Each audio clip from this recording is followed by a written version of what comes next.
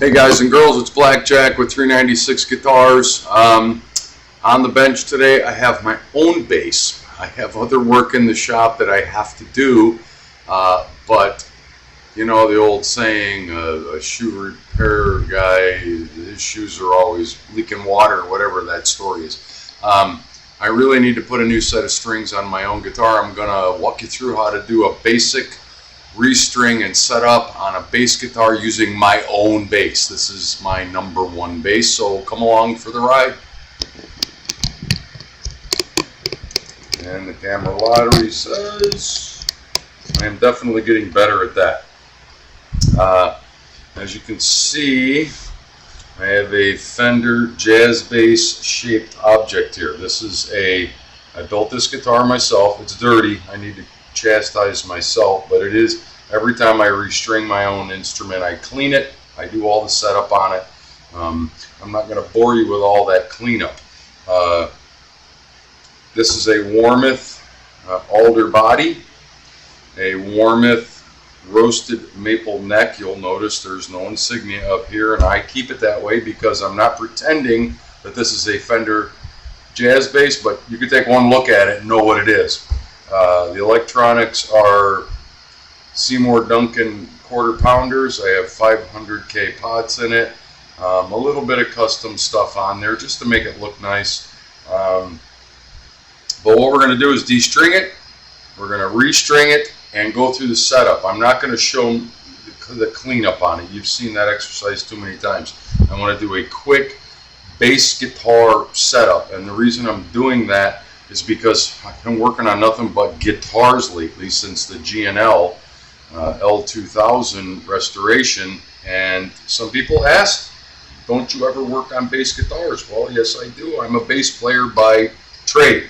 So to start with, I play at half step in my band, and I set my guitars up at half step down, so flat a half step. So that matters if that's where you're going to play all the time, how you set your neck, your neck relief. I modified my pick guard to be able to get a wrench in there. I don't anticipate we're going to need to change any of that, but you never know, and I do check it on every time I restring my own instrument. I check on that. Today's string of choice is, I usually use Roto Sounds, but I'm putting Diodarios on it today. They're a little bit brighter, and I'm expecting to do a little studio work this weekend coming up, so that's what we're going to do. I may save these because there's nothing wrong with these strings and I can use them as spares. So de-string, and you've seen this exercise before. Oh, by the way, they're Schaller tuners. I spared no expense when I built this guitar. I built it to my specs, how I would want my jazz bass to sound.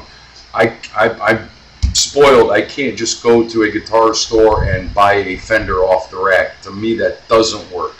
I built a much better guitar. Sorry to say that, but it's the truth. So de-string. Sometimes, you know, if I'm throwing the strings away, I will cut them off down here because it's easier, but I want to save these. I may use them as spares because I don't have any spares in my gig bag, and these are good strings still. So let's get them out of there. Try not to scratch up the paint too much. Okay. Wrap it up as such, and they are reusable. I'm going to pause quickly while I de-string the rest of it. I'm saving some video time. I'm trying to keep this to a basic restring and setup, so stand by. Okay, we're back. De-strung it. I'm looking at my own guitar, and beyond just a simple restring, the next time I string this up, I'm going to get after the frets. I play a lot, and there are no divots in the fret wires yet, but they need to be fret eraser next time. A little dirty, but I just treated it 6 months ago, so it's going to be okay. Today is just a restring and cleanup. And again, we're just doing the restring. So E, low E.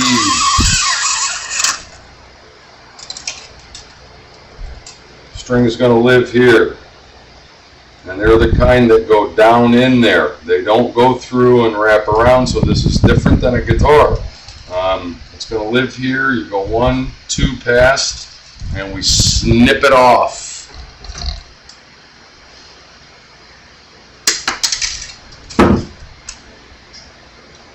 Goes down in the hole. The same rule applies. You start your wrap on the top, and then every successive wrap goes below. I don't use the power tuner for this as much as I would on something else. Make sure this is a Fender style bridge with ridges cut in it so that you can get your string spacing exactly where you want it, which is between all of these pull pieces, your bridge and your neck. You want to sight down and make sure that your string is right in the middle between these two pull pieces. That's going to give you your best magnetic field. And on to the A, which I believe is red. Yep.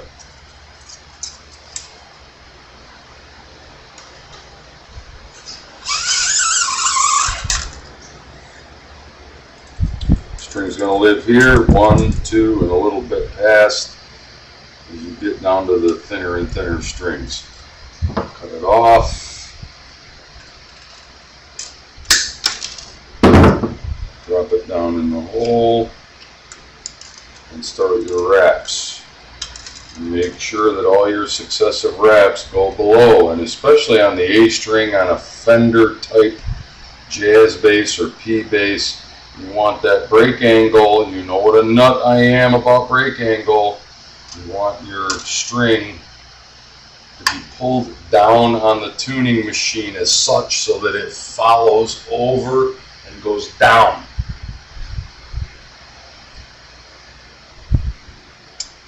We will tune it up momentarily. D is black. I'm going to pause real quick while I put these other 2 strings on, and we'll come back for the setup. Stand by. Okay, we're back. Got all the other strings on. Now again, remember what I said about string spacing, and here I can see that my D string needs to click over 1. I want them to be right in the middle between these pull pieces, and I'm sure the camera's picking up on that. And the G string is actually too far that way. We're going to move it over 1. And once they find that ridge down here in the saddle, they'll stay there once they have string tension. Now you can see it's right in the middle of each pull piece, every string. I know that seems like it shouldn't matter, but it does. It matters in how your guitar is going to sound and if it's going to get the maximum effect out of the magnetic field that these instruments generate between the pull piece, the magnetic pickups, the vibration of the string, which transfers to your amplifier. Okay, so let's tune her up, and then we're going to go to taking some measurements. I don't think we're going to need to adjust anything more than string height, but we'll see. Pretty close. Boy, I had that one dead on. Oh yeah. Just from the, I can tell, I'm such a bass player, well, that one was a little off.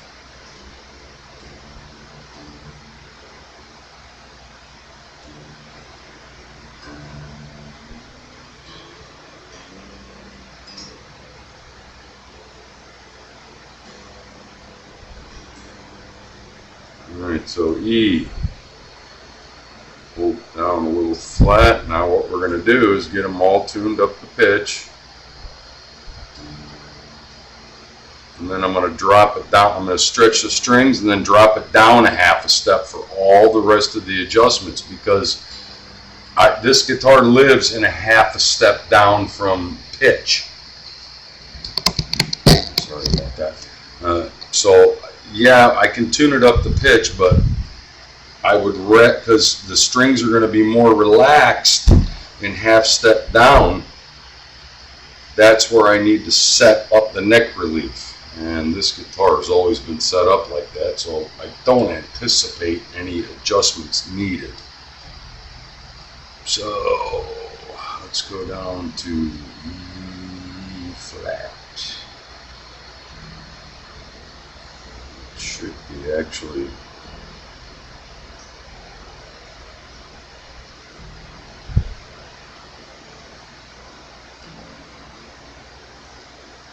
G sharp.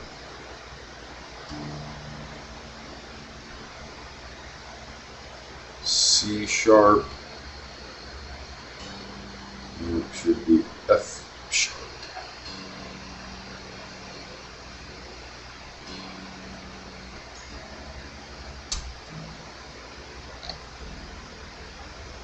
This has been my #1 instrument forever. I'm going to double check the low E.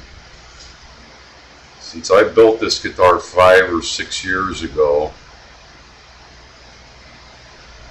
it has become my #1 instrument. Studio, rehearsal, gigs, recording, doesn't matter. I love this instrument. It's very heavy. That's my only bitch about it. The alder is very heavy, very dense wood. Love the roasted maple neck, very stable. Let's find out how stable right now. So I checked this, I don't know, maybe 6 months ago.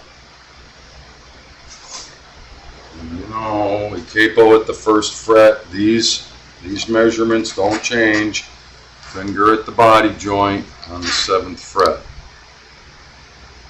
And at half step, tuned to half step,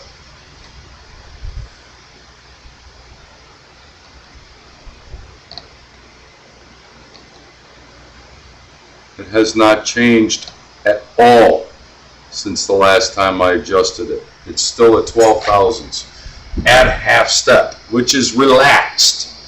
And that's where I set it up and left it the last time that I restrung this guitar. String height should be right around 5/64. I believe this girl likes it a little bit taller. Let's check it out. 5. Sorry about my head. 5. On a jazz bass, you want it to carry 5 all the way across. Leo knew what he was talking about. Leo Fender, genius. That's how I set them up.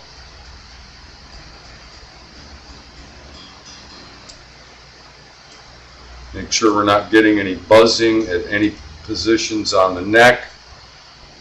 At the state that this guitar is in, I could probably lower the string action slightly if it was another player and he said, oh, I like my string action much closer.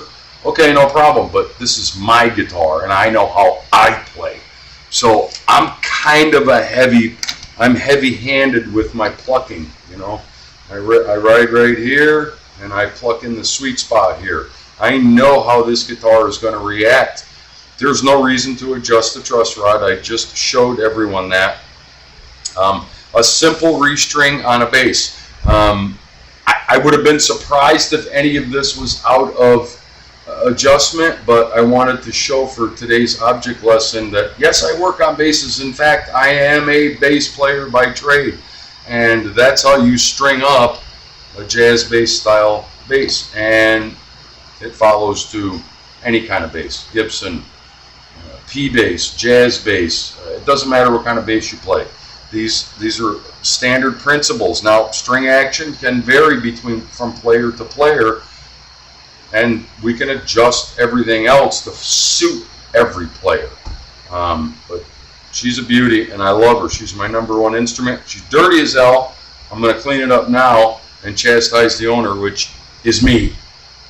I appreciate you guys hanging in there and coming along for the ride. This was a quick video today. You know me, I'm usually long-winded and go on and on and on and on and on.